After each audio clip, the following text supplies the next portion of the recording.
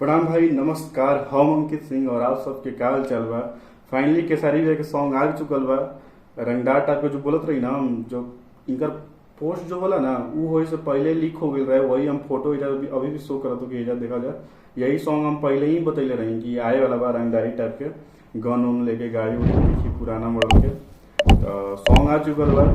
Song के नाम है बिगड़ जाई का। हमरा लगा सॉन्ग के नाम रंगदारी टाइप के कुछ होगी, तो बिगड़ जाई का भी ठीके ठाक बा। केसारी भैया सिंगर वन और शिल्पी राज साथ में, ठीक बा। फीट में क्वीन शालिनी और लिरिक्स में अखिलेश कश्यप।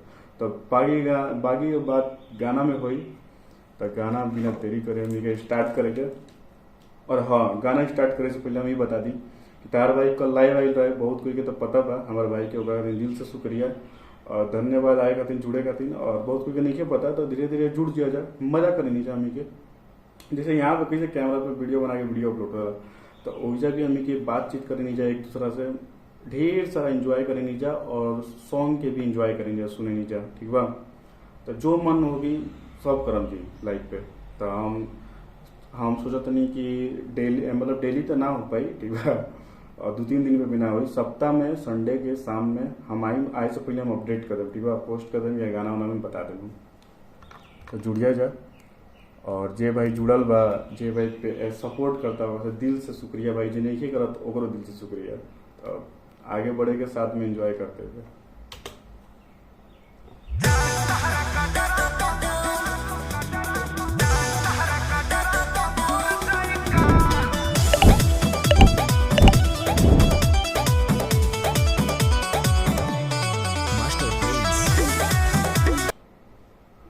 थोड़ा सा गड़बड़ हो गया रहा, हमरो गड़बड़ होते रहला।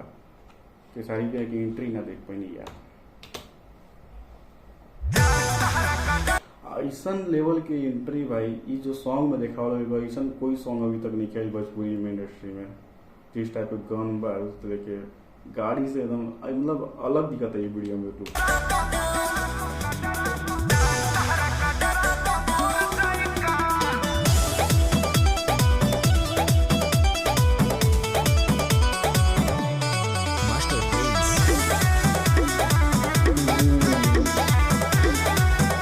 एकदम पीछे एकदम धुआं धुआं मॉल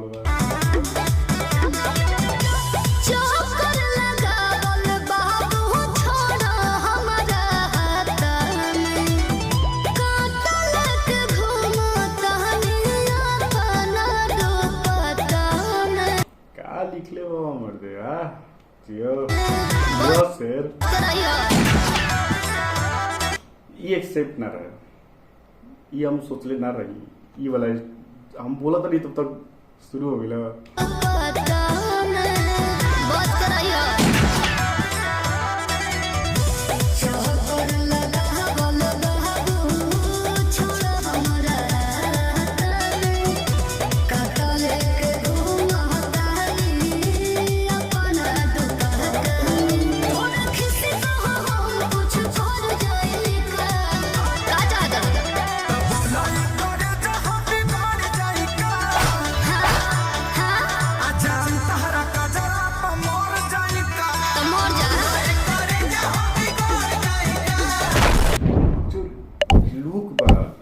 लगा था फिल्म में उनके कोई टेलर बा, सॉन्ग नहीं के लगा, टेलरे लगा था भाई। ऐसा शूट करल गई बा।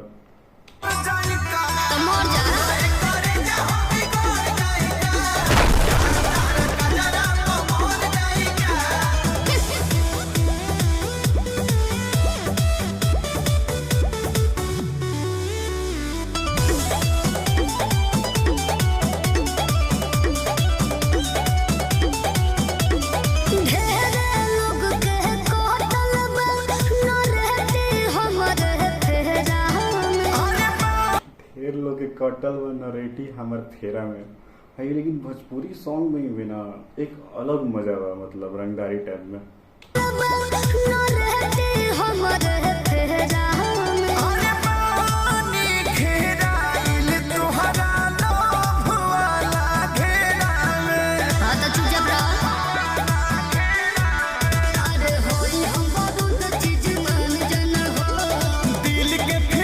ब्लैक ब्लैक मैचिंग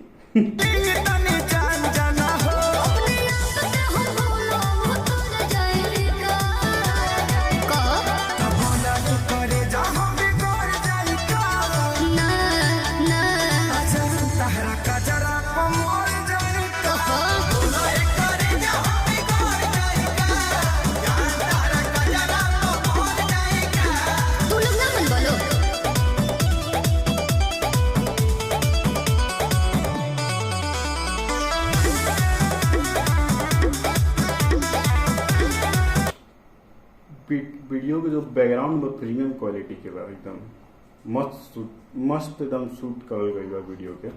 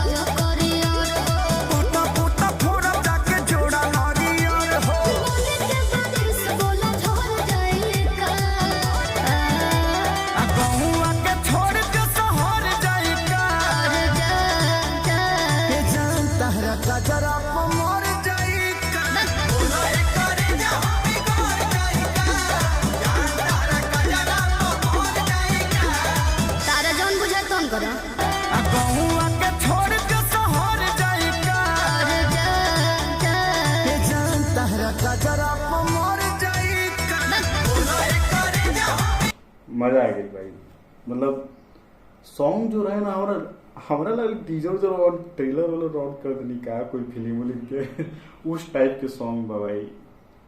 पता ना व्यू कहे ना गई, लेकिन अच्छा सॉन्ग बा यार, अच्छा सॉन्ग की बात तगड़ा एकदम प्रीमियम क्वालिटी के भाई, बैकग्राउंड में शूट करल गई बा, एकदम टीजर ट्रेलर जैसा शूट बा भाई सॉन्ग, जबकि सॉन्ग भाई या ट्रेलर जैसन बा। और का लुक बा, पहली बार ऐसा लुक देखे के मिलल, थोड़ा मैसेज के इग्नोर मर गया जाए। हमारा पास हर क्वालिटी की फोन बा, ओकरे से लाइट मारा था चेहरा पे और हाँ, आप सबके कैसा लगा सॉन्ग कमेंट करके जरूर बताइएगा, और बाकी सारा सॉन्ग आते रही, साथ में एंजॉय करते रह जाए। और जे लोग नहीं के जुड़ जा भाई अपन फैमिली में, ठीक बा, मजा आवेला, खूब इंजॉय करे नीचा। और हेने सब्सक्राइब करो ठीक है, टिप जा ताकि हम लाइव भी आएंगे तो साथ में एंजॉय करूँ जी, बातचीत करूँ जी, और हमारा मैसेज के हमारा वीडियो पहुँची जो भी बना था, ठीक है। चलो जय हिंद जय भारत, नेक्स्ट वीडियो में बहुत जल्द मिलो।